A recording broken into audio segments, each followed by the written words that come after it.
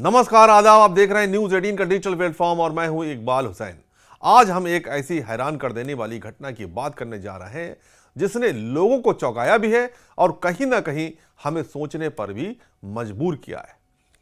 बेंगलुरु के व्याली कावल इलाके में एक परिवार ने बढ़ते बस किरायों के खिलाफ विरोध जताने के लिए ऐसा कदम उठाया जिसे सुनकर कोई भी हैरान रह जाए। उन्होंने अपने ही बुजुर्ग पिता को एक गनी बैग यानी बोरे में बंद करके कुरियर से मंगलुरु भेजने की कोशिश की। जी हां, एक इंसान को पार्सल की तरह भेजने की कोशिश।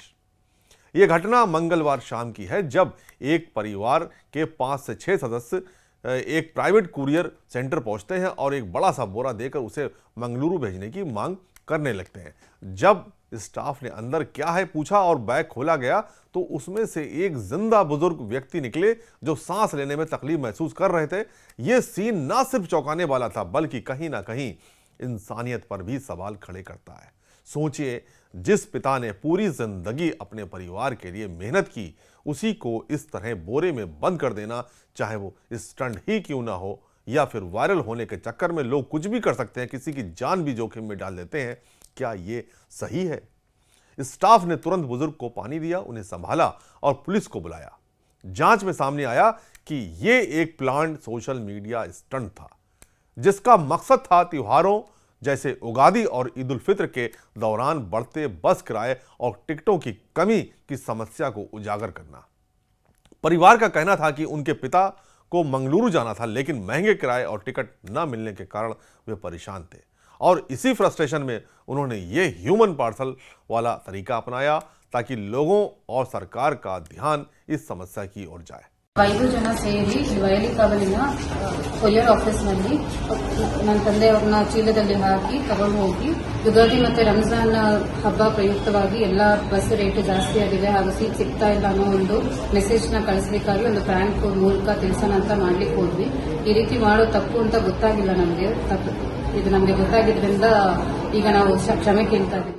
अब अगर हम आम आदमी की बात करें तो सच ये है कि हर साल फेस्टिवल सीजन में यही हाल होता है। बसों और ट्रेनों के किराए अचानक दोगुने तिगुने हो जाते हैं, टिकट मिलना मुश्किल हो जाता है और जो लोग रोज कमाकर खाने वाले हैं या मिडिल क्लास से आते हैं उनके लिए अपने घर जाना एक बड़ी चुनौती बन जाता है। कई लोग अपने परिवार से मिलने की खुशी और महंगे किराए के बीच फंस जाते हैं। जाएं तो जेब खाली, ना जाएं तो दिल भारी। यह सिर्फ ट्रैवल का मुद्दा नहीं बल्कि भावनाओं का भी सवाल है, क्योंकि त्योहार परिवार के साथ मनाने की परंपरा हमारी संस्कृति का अहम हिस्सा है।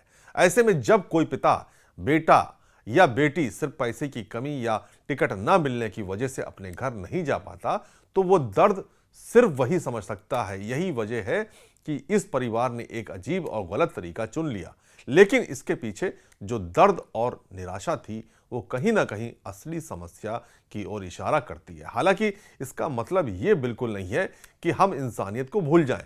किसी भी हालत में किसी की जान को खतरे में डालना सही नहीं ठहराया जा सकता। पुलिस ने मामले की जांच की, बुजुर्ग का मेडिकल चेकअप कराया और परिवार को सख्त चेतावनी दी।